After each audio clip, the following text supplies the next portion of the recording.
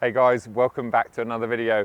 It's 100 years of Le Mans this weekend, and Patrick and I are traveling out there to celebrate with Michelin. Not only that, it actually happens to be 75 years of Porsche, and that's why we're picking up a 911 that's sitting behind us at Porsche GB. This 911 also happens to be on Michelin's brand new homologated PS4S tyre. So it'll be the first time I've tried that tyre on a 992 generation. First challenge is getting all of our gear, this is a week's worth of gear and camera gear, into the 992.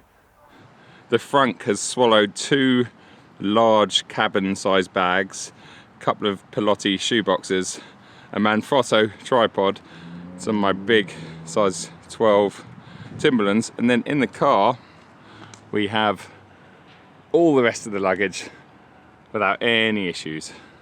Just close that and we're ready to go. Well, once Patrick puts the bonnet down, I suppose. Now we're ready to go.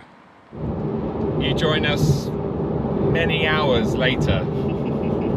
In fact, after we did the intro, we actually headed over to Podium Place to film another episode of the Drive Talk podcast.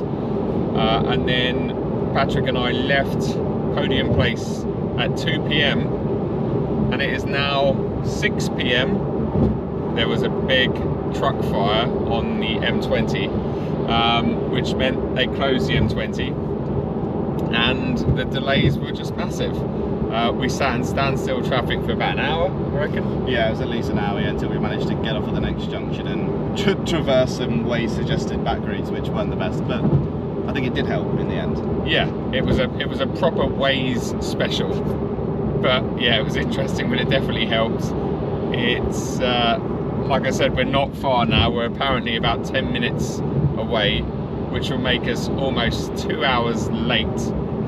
In terms of the car, well, you know what? It's been an absolute joy. It really has. We're in 8th gear now. We're doing about 1500 RPM at 70 miles an hour.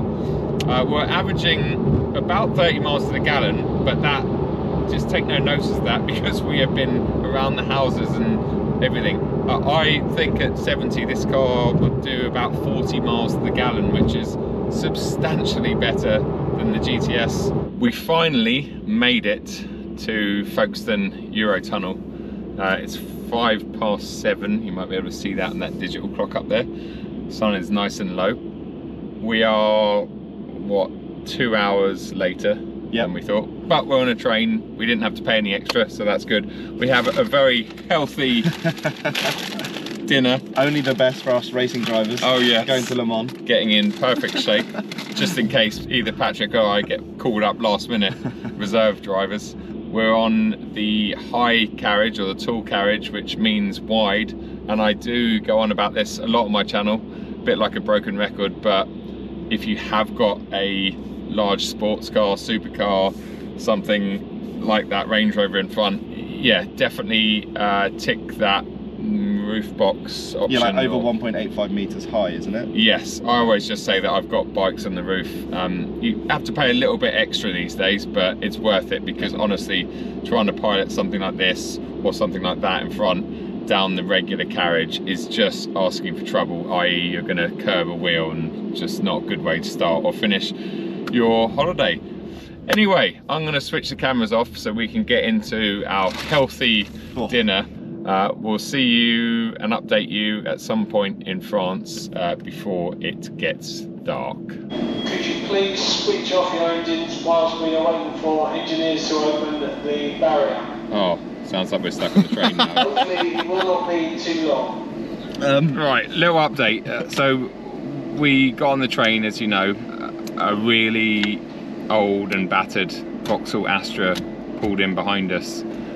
And as soon as the train started slowing down for France, they have obviously failed to put the handbrake on, and they've rolled into the back of the 911. It sounded bad. We got out, and to be fair, it's thankfully not too bad, but there is a mark there, and who knows. And now, to make things even better, in fact, I'll turn the forward-facing camera on, just so you can see our situation, because people are out. The Belgians are out of their Range Rover. We are now stuck on the train. We're in France. I think we're actually on the platform, but there's something wrong with the bit of the train that lets this carriage or these cars out.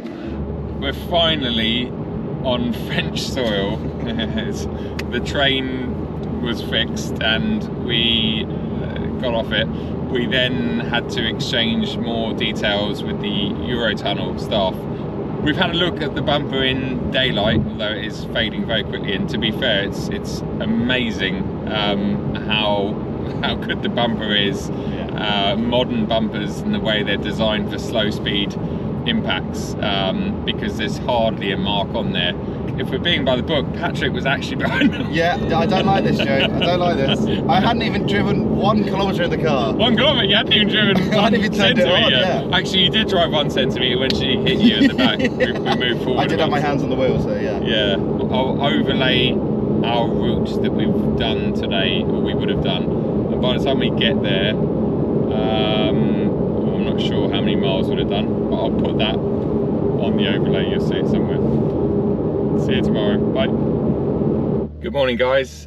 Start of day 2. We stayed in this rather nice hotel that I found online. It was about 130 euros per room per night. It is really nice. It's a little bit tired, but by the time this video goes live, well, they're having major refurb done, so not great for us, but good for anyone that is looking to come to this part of France. So I'll put a link to the hotel in the description below, because once again, when I did that Portuguese trip, there was a lot of people that asked me about hotels, including the Salamanca one. Yeah, we're going to head off to, I'm going to open the bonnet because he's got some of the camera gear there. We're going to head off to a petrol station and fill up with petrol, and then go off and film the initial sort of drive-bys, etc. Normally I'd film all of this myself, but because this is a Michelin trip, obviously I have my good friend Patrick here, who is an awesome camera person, so it's very handy to have him along. Weather's lovely. In fact, it's 21 degrees already. It's 10 AM, but it is a little bit windy out there, which isn't ideal for drive-bys, because obviously that sometimes ruins the sound a little bit. But anyway, I will hopefully bring you some clips from a little bit later.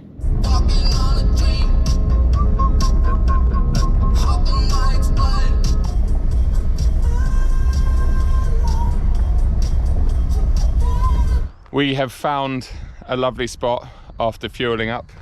We got 2 cameras at the side of the road that Pat has set up. So I'm going to go and do some drive-bys in the yellow Bumblebee. Talking of the yellow Bumblebee, it actually does attract a lot of insects, flies and bees especially. I don't want to delay Pat, and I want to crack on with this video. I think I need some sunglasses because it is really, really bright out here.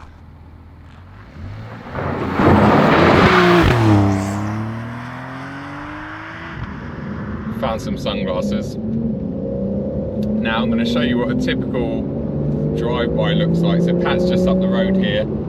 You've kind of got to exaggerate everything and not break the speed limit, so get the revs nice and high, maybe second out of here, and there's Pat, and go past him with a gear change, and that will kind of do. So you're not really breaking the law, you're just making the car sound and look as fast as possible on the camera.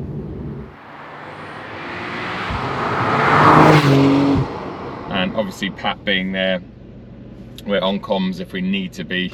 If there's something like a horse or a cyclist or a pedestrian, then he will let me know and make sure that I don't come past. I'm going to turn these off because we've got a load more to do and I need to concentrate. We finished this morning's filming, which consisted mostly of some drive-bys. Probably did about 4 hours of that, and we're probably going to get maybe 8 or 10 good ones out of that. And then we've come back to the town that we're staying in for some lunch. It's just lovely. Oh, look at that for timing. There's my Pelotti 24-hour special limited edition shoes in there. Bring you over here. I'm not going to embarrass everyone, but it's a lovely, lovely town square, I guess you'd call it, and the food looks amazing, so I'll take you over there now. Cheers. Just done some drone shots and now we're getting set up for the intro. This car's saying 29.5 degrees now. That is properly hot. Oh, I've got my Le Mans 100th anniversary Pilotis on. Let me know what you think of the colour. They're very cool. And they're great to drive in. Oh, look at this. This is one of those, you don't need a licence, I think, for this. Well, basically, a Ferrari with an M Performance exhaust on it. Just turned 7 o'clock and we're heading back to the hotel. It's been a long day's filming. I think we started just after 10, but it's been successful.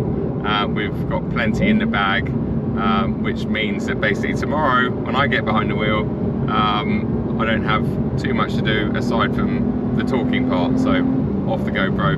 Again, if you're coming to France, there's lots of really weird road rules that we're not used to in the UK or anywhere else in the world, really. You need to look it up because I'm not going to try and explain it, but basically most of the time you've got the right of way on the main road, which is common sense and which is something that we're all used to, but occasionally the side road will have priority. So you can imagine, I'm guessing there's been some horrendous accidents from tourists in France that just aren't expecting someone to come flying out the side road, so just be a bit cautious of that. It is something that, in my head at least, is a little bit loopy. Oh, Patrick's going via Oh, we're not going to go this way? Well, I don't know, we'll see. Did you suss out the left-hand loop around? I think it's a bit more open, isn't it? I hope so. Yeah, well, I hope so as well.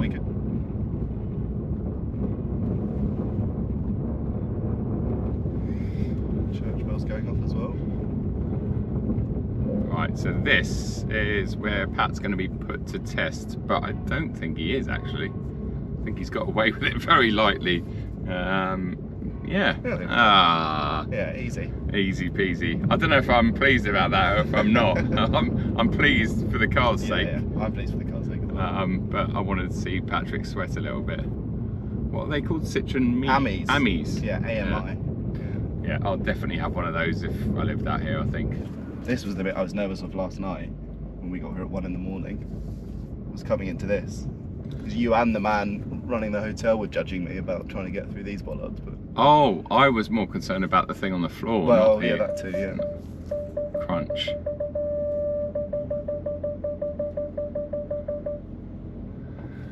Guys, I think I'm going to leave it here. Maybe there'll be a food shop later, maybe there won't. Either way, see you later, or see you tomorrow, day 3. Day 3, and yes, I am wearing the same t-shirt because of continuity.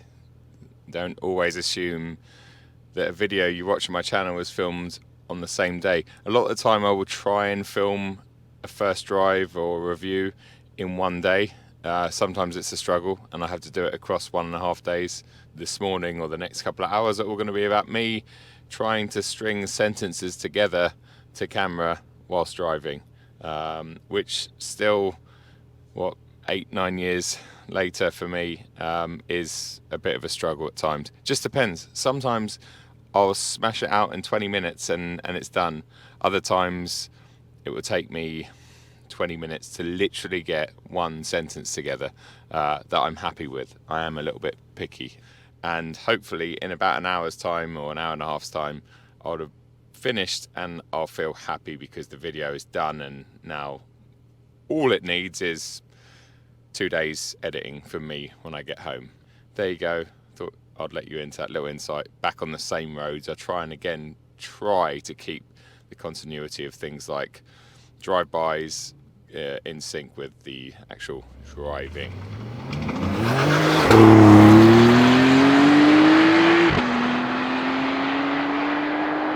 Filming went reasonably well. I always put way too much pressure on myself, and these GoPros overheated as per usual, which is always frustrating. But anyway, today we're going to have a less fancy lunch. We're here in a supermarket car park. You can't have fancy lunches and dinners all the time because, well, it costs a lot of money and it also consumes a lot of time.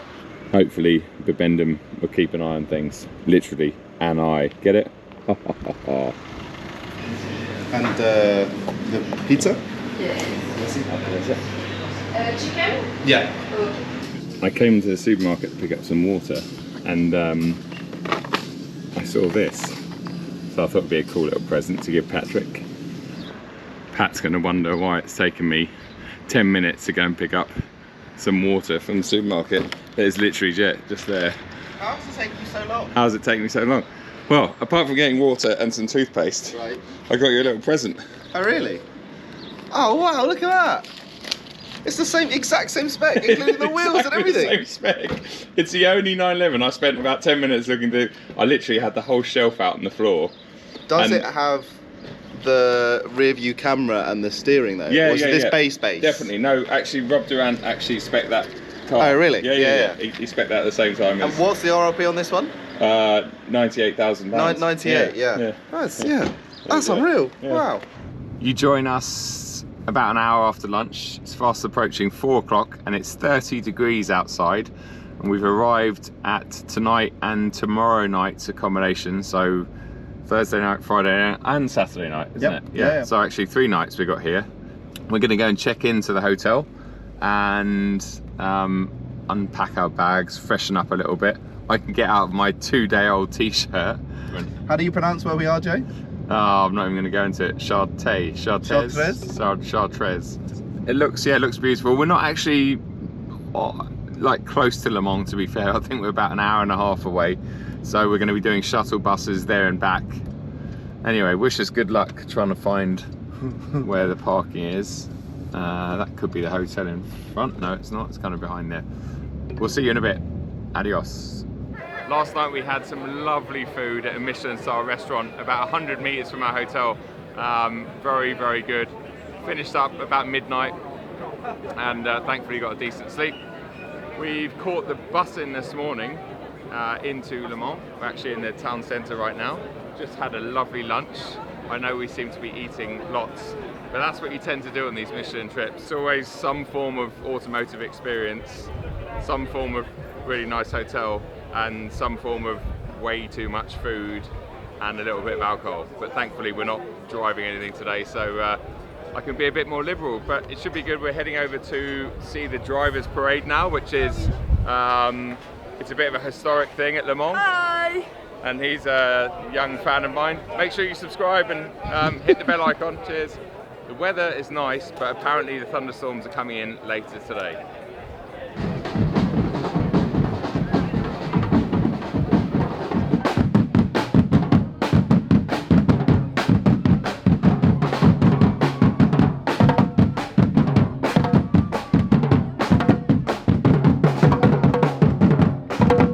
We've just caught the coach from the main town where we watched the drivers parade.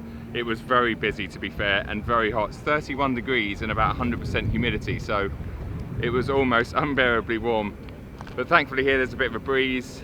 We've arrived. The paddock is basically behind Patrick. The hospitality, as you can probably see, is just behind me.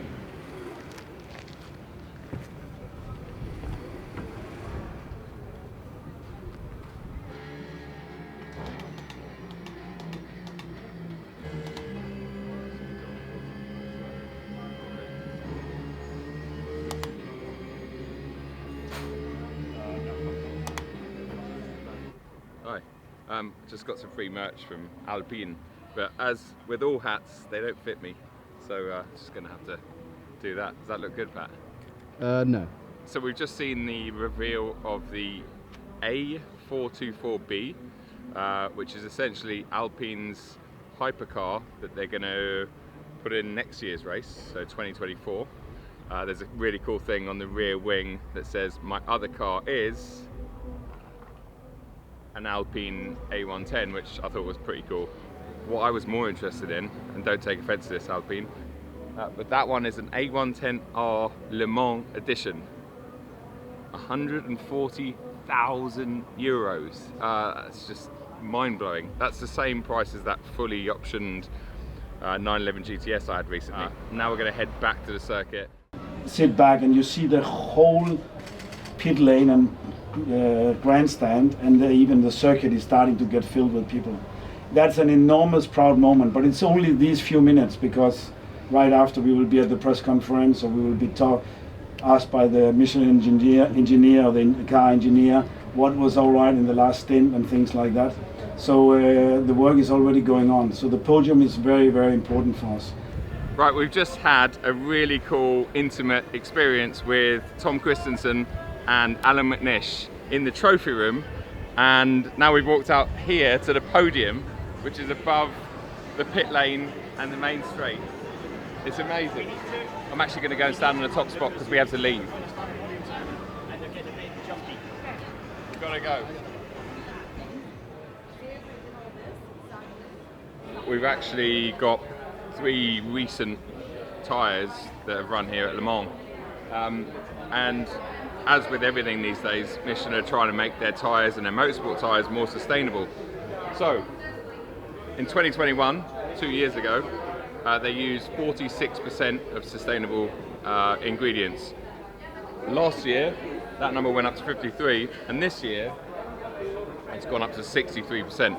I think by 2050 they're hoping to use 100% of sustainable ingredients essentially inside the tyre that make up the tyre, the rubber, the carcass, etc.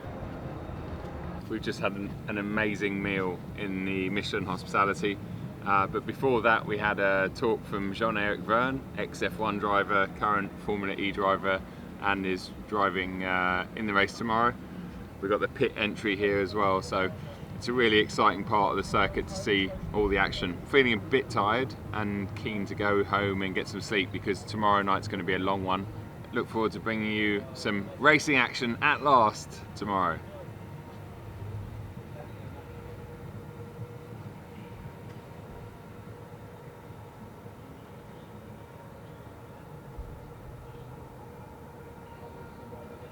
We've just arrived. It is Saturday, fast approaching midday. The traffic is pretty horrendous, as you'd expect. It always is here at Le Mans, especially for the 100th anniversary. We don't actually have a parking pass today, so we're gonna hopefully do some blagging. It's gonna be interesting, but I reckon we'll get away with it because we've got a bright yellow Porsche 911 with a 911 number plate. So hopefully that will sway some decisions, or my smugness will go away very quickly. Apparently it's going to be 80% rain today and thunderstorms. Severe weather if you look at our phones.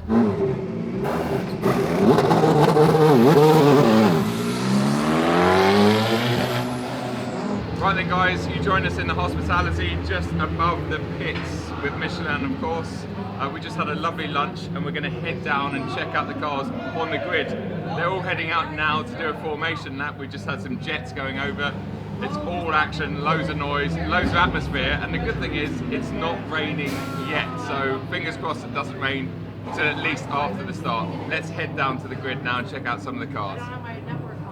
You now join us down on the grid with about 1 million other people. It goes on forever back there.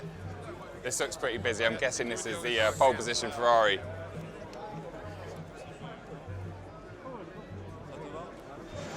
Got one of the Toyotas here. Guessing it's 3rd place. Cheers, mate. Hey, how's it going? Hey, you all right? How's it going? Hi, it's very good to see you. Yeah, good to see you. Hello. Yeah, very good. So the grid walk was not really much success. It's just a bit overwhelming. So many people, so many cars, so much humidity. I thought it would be a good time to just talk about the tyres. So in the hypercar class, which is essentially what LMP1 used to be, the fastest cars, they are on Michelin. The LMP2 cars are on Goodyear, and then the rest of the field, so cars like the GT3, etc., the customer racing teams, they are mostly on Michelin, but they can choose to be on whatever they want. Mate, I'll let you go. I'll catch up with you a bit later. All right, Lovely to see you, mate. Cheers. So that's Adam Towler, brilliant writer for magazines like Evo and stuff. Really nice guy. Actually lives quite close to where I do. I think we need to get off the grid now. If we bump into anyone else, we'll turn the camera back on.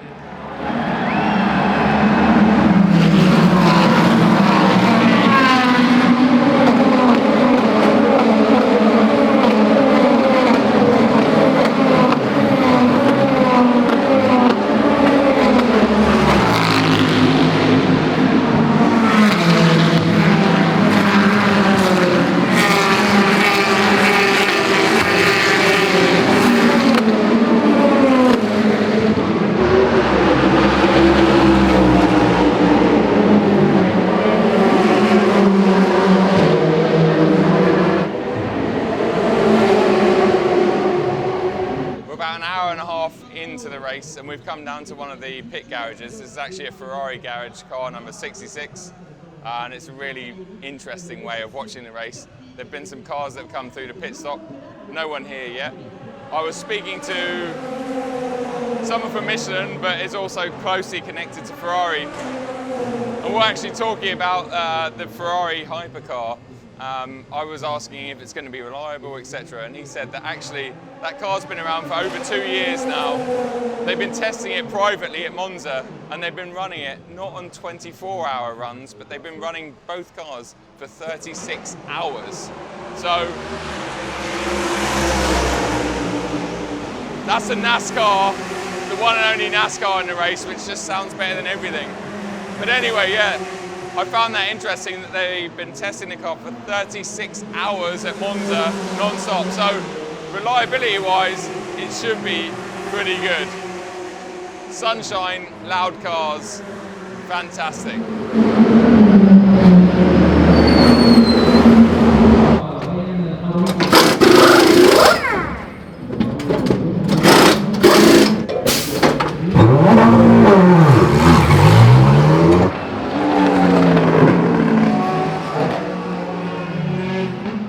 It's 10 o'clock and you join me at the Michelin hospitality. The final S is here before the start-finish straight. They've been racing 6 hours. There's been so much action. There's been some bad weather. There's been loads of crashes. At the moment, it's Ferrari 1-2.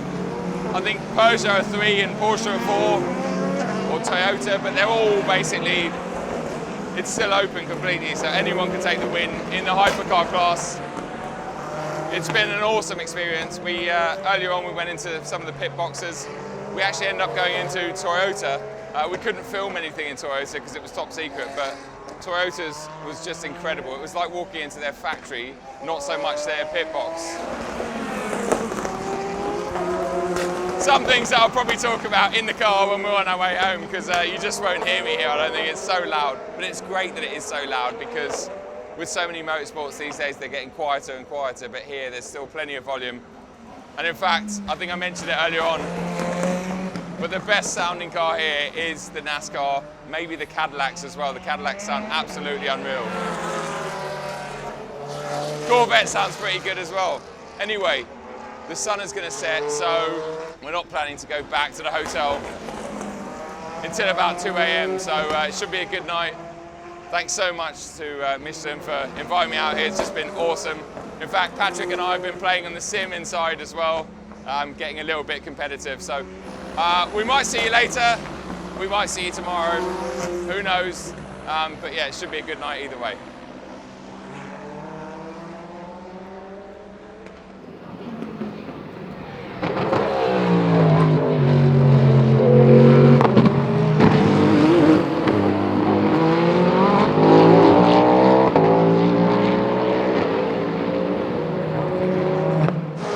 About a minute left of the race. The Ferrari is just about to take the win. The pit lane is going insane down there. In fact, I'll get some footage from my phone so you can see that. It's been an awesome 24 hours. Just about to come across the finish line.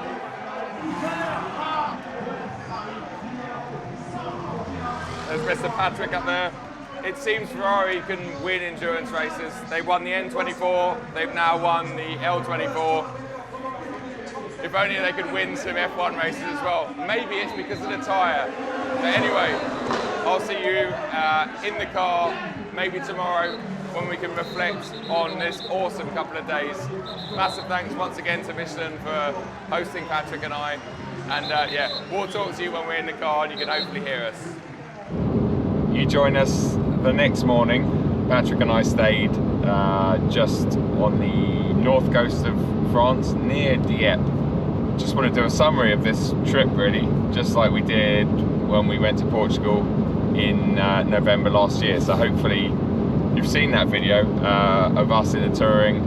I know it's got about 250,000 views, which was really unexpected because that was also a long video, about an hour long, I think. So yeah, first thing to talk about really is, I guess, the whole experience and the race itself.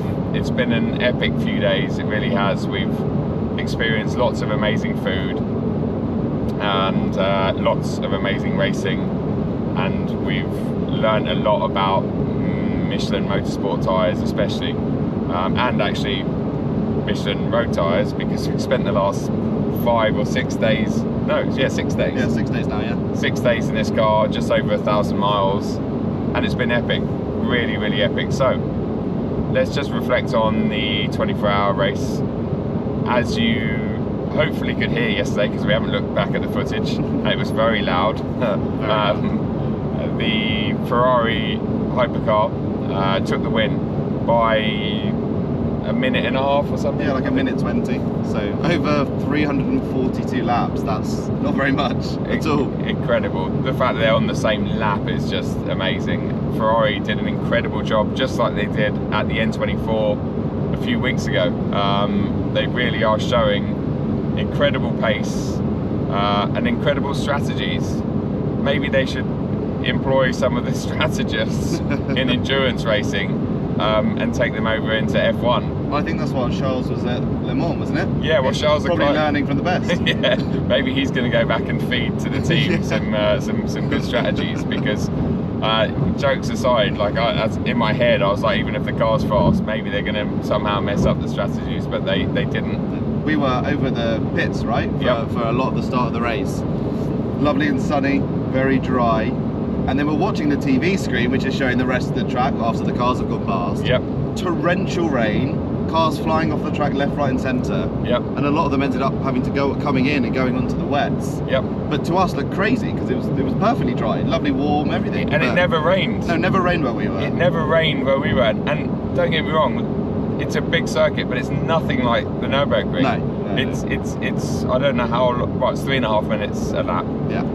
And it is quite a long circuit, but it was just bizarre, because we could almost see the rain from the pits, and it never arrived. No. But as you say, and we had cars going up and down the start-finish, or past us on the start-finish straight, that was still expelling loads of water through the rear arches and stuff, but it was like, it's bone dry, so that was peculiar to watch. And yeah, it was a great race. And also big shout out to Cadillac, number one, because they sounded way better than any of the other hypercars. So I think they should have actually been given the win just on sound alone. And number two, because, well, I mean, it's amazing for a team like Cadillac. I watched them at the IMSA race, and they're equally impressive out there at Sebring earlier this year. So yeah, very impressive from them. Peugeot, in the end, not so impressive, but up to about the 1-2 a.m. mark, they were right up there. They had their moments for sure. And their car is radically different. It's almost like no obvious aero on top, and it's a very slippery. Most of the aero's done underneath, right? Yeah, well, I think they explained that they have obviously technical regulations to hit, particularly in hypercar class. Yep. And it was about like a minimum drag or something. Yes. So most people interpret that with a wing that makes downforce and changes the drag coefficient. And with them, they're like, well, if we get rid of the wing and, like you said, make the aero underneath the car, or get that drag in other ways, they can have a much higher, or attempt to have a higher top speed, and be faster in those elements, whilst keeping within regulations. So yeah, you're right. Their car, the Cadillac sounded different. Yep. The Peugeot looked different. But notable mention as well at this point to the NASCAR. Oh yes. Because the Cadillac was amazing, loud.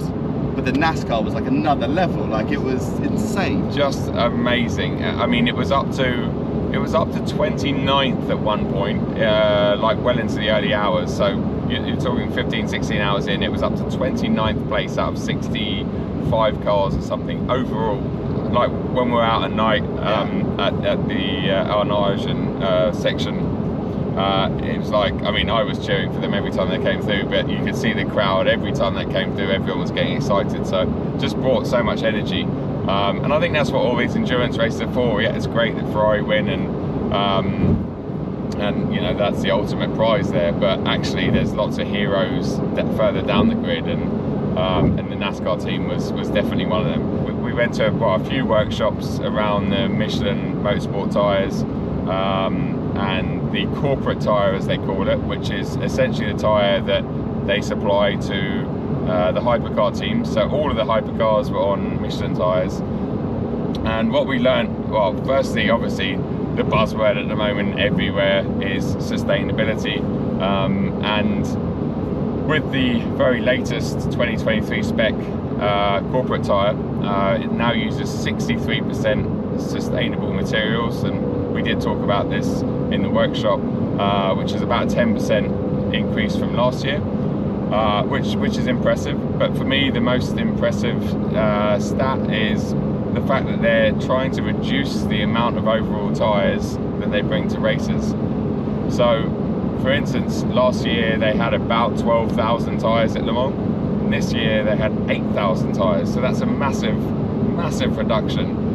Obviously all that technology at Le Mans is then transferred into road tyres. So all of that corporate technology, so the stuff that corporate, you don't own those tyres. It's almost a subscription model that you pay for a service. Yep. Those tyres are then given to you as a team. You get what you need. You get your own engineer as well, don't you? Yep. For the tyres, and they help you build the package. They help you build a strategy. Like you're a team together. Yeah.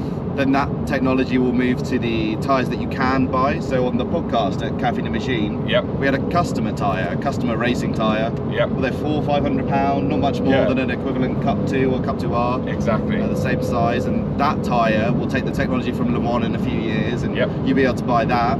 And then, for example, with the wets, at some point that rubber compound will then transfer into road tyres. That summarises Le Mans, in my opinion, very much. Not just the tyre technology, but the actual car and running gear technology. It's always been a test bed for road cars way into the future. With the Audis are the biggest example, although unfortunately they're not around anymore, and that does break my heart a little bit. The fact that Audi, especially with their TDI technology back in the day, they showcased everything in their Le Mans cars, proved that it would win, and then carried it over onto the road. And that's exactly what Michelin do with all of their motorsport tyres. Alan McNish was actually talking about something very interesting. Back in the day, circa, I don't know, 10-12 years ago, he would have a qualifying tyre, Michelin tyre, and it would be good for one lap. So he would go out and set one fast lap on it. But he said even if he pushed really hard at the start of the lap, turn one, and unlock curves, first 30 seconds of the lap, if he pushed really hard there, the tyre would actually start going off by the end of that one lap. So by the time he got to the Porsche curves, the rear end of the car would start feeling a little bit unbalanced. Fast forward to today, and they are basically pushing at qualifying pace for 3 stints, and the tyre or the performance drop away is next to 0, which is massively impressive, and also something that does tie in with the road tyres.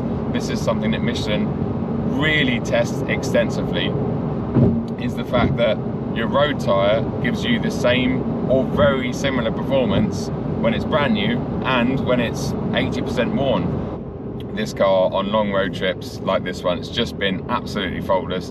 It's been lovely on the cruise, it's been very comfortable, and it's been extremely fun in the twisties. It really has. It's so capable. I think if you played with the Geo slightly, made the front end a little bit more aggressive, you could take this out on a track day and it would be right up there with anything else. It's that good, it's that fast, it's that capable, it has that much grip. It's just a brilliant car. I think a massive improvement, and obviously I haven't driven it back to back compared to the base 911 or 992 that I had 2 years ago, but the biggest improvement this car has is the OEM PS4Ss. They've really transformed, well, 2 major areas for me. I'm not going to say grip levels, because the other tyre manufacturers I've tried 911s in conditions like we've had, they all offer very good grip levels. But the 2 standout areas for me with this tyre on this specific car are ride quality, just means that it's a really smooth, compliant ride most of the time. And the other thing is the tyre roar, the tyre noise or sound that you'd normally get in any car, but especially in 992. It's been a real issue for these cars. A lot of journos that I've seen, especially like Harry Metcalf goes on about it a lot, and it is a thing at 70, 80 miles an hour when you're out in France. Normally, let's just get up to pace, the timing of that was just... I know, perfect. Talking of tyre roar and road noise, yeah. Exactly. So we're now at 130k, which is about 85 miles an hour. And you can't hear the tyres. You literally can't hear the tyres, which, okay, fair play. The surface out here is probably a bit nicer than a typical surface in the UK, but we've driven it a lot in the UK, and it's so much better. And that for me is a selling point on its own, because any 992 owners out there, you're going to be fully aware of what I'm talking about. And the PS4S tyre just seems to have really eliminated most of that tyre roar. Okay, we're on more of a coarser surface now, but even though you can't really hear it, so really nailed it. It's a fantastic tyre, as we already know, but when you're getting an N-Mark tyre, trust me, Porsche and Michelin, well, Michelin spend it and develop it, but Porsche obviously get involved heavily, and they've come up with a tyre that is just fantastic, really, really is. So yeah, it's been a great trip. Massive thanks to my wingman Patrick. Oh, thank you for having me. It's yeah, I'm very grateful to be on these amazing experiences, and hopefully try and capture it as best as we can. That's the aim of the game. So yeah, across socials and the video. So yeah, as long as the experience to everybody else looks as good as the experience we had, that's the most important thing. Exactly. We both try and have, it's a working trip, but I think it's very important, and it's very easy to, and I know this is, you're probably, maybe a lot of you are sitting there going, oh yeah, right, whatever, but it's very easy to, and I've done it lots of times with Patrick, to end up spending 3 or 4 days stressing and about content and this and that, and missing everything, and that ruins the trip for us, which is ultimately, selfishly, the most important thing really. We want to have fun whilst we're doing it, but we also want to bring that enjoyment along to you lot, and try and share everything we can. So it's been awesome. We actually both got, I don't know if any of them are accessible, we got a cap. Yeah, here's one I made earlier. Hang on. We both got a very, very special gift from Michelin. So on all of these trips, you always get a gift or two. But we've got some. There's a bag back here that you can probably see over Joe's shoulder, and you know, it has it sounds bad, like more generic gifts. You know, branded merchandise, the kind of things you maybe be able to buy. This you cannot buy. You can't. Normally, you win this. Yes. So I'll open it. Try and open it the right way around. So this, with its own numbered certificate. So this is what you normally get when you win a race, and you can't buy these. They're not available to buy. Not even Joe, who's an ambassador for Michelin, who has, we have access to their like merchandise, as it were, from the internal side. This isn't an option. You can't buy these. You can't. We would have to spend quite a lot of money to win a race. And yeah, to add to how special this is, not only can you not buy one of these, but you'll never be able to win one of these because it's a 100-year Le Mans edition. Yeah. The only people there is what, I guess, 3 people per team? Yeah. 3 people per team, so up to 12 hats. And it's such a nice, the quality of it is so, yeah, it's amazing. It might look similar to your normal Michelin cap, but it's really, really not. So very special. That was a really nice finishing touch by Joffrey right at the end. So massive thanks, mate. That's awesome. That's something that I've got a bit of a cap collection at home, believe it or not. In fact, yes, you would have been seeing me in a cap on this trip. It was actually an Edelweiss cap. Here's one we made earlier. This one here. Look, does it fit, Jay? Well, it is the only cap in history. But you have to wear it backwards. That kind of fits. Yeah. I can wear it forwards. Oh, you can, okay. But I don't look cool enough with it. No, forwards. It's true. Yeah, you look quite normal like that. Almost like, you know, it's appropriate. But no, you just wear it backwards instead. Yeah. So I've got a bit of a cap collection going at home, because obviously I have gained some over the years from manufacturers and people like Michelin. But that is, I mean, that's just going to take pole position. We're going to sign off now, but once again, massive thanks to Michelin for inviting us along. Huge thanks to everyone on the ground, Joffrey, who we've just mentioned, Benny, Christoph and his team, Sam from the States, Ebony from Australia, the Spanish contingent as well, the Italians, everyone. It was awesome. It was a really, really good group of people. And James back home in the UK, of course. He pulls the strings over WhatsApp for us, doesn't he? He does, yeah. Sorry you couldn't be with us, James, but hopefully next year. Anyway, we will say farewell for now, and I'll see you at another video very, very soon. Cheers, Pat. Bye. Cheers. Cheers.